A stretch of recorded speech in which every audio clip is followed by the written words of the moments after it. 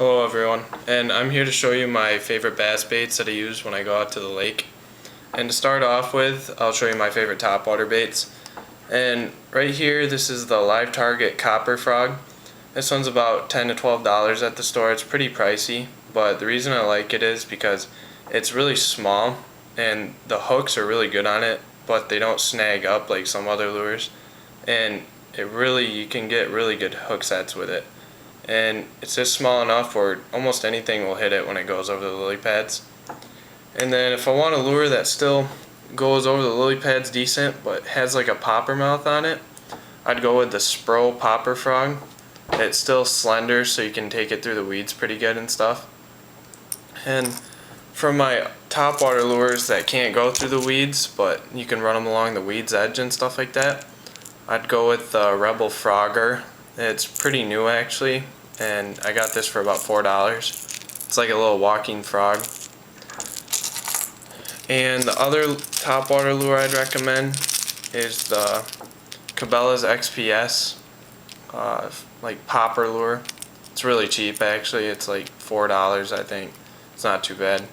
And this is like the shad color. I like this one a lot too.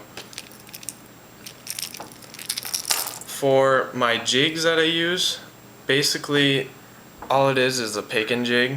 It's just any old jig that you have, and then you put a chunk trailer on it. We got multiple chunk trailers, just small ones, big ones, and you can put them on any type of jig.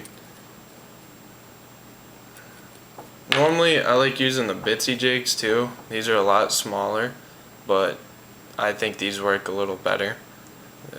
Bass are less picky normally. And for my favorite finesse worms, I mean everybody normally uses Zoom trick worms. I mean they come in like tons of different colors. And these are some of the ones that I use.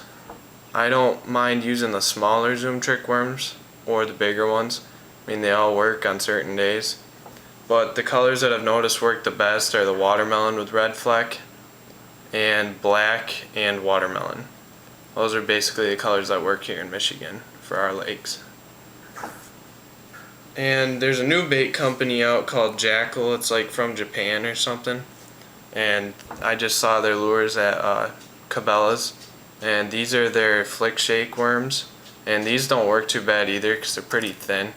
So if you get picky bass, you can get them to hit. And they also have their bigger worm that's like 7 inches.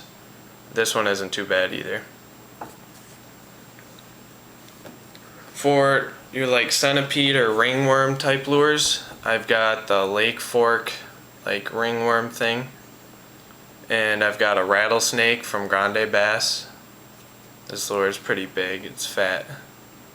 And I've got the Zoom centipede worm.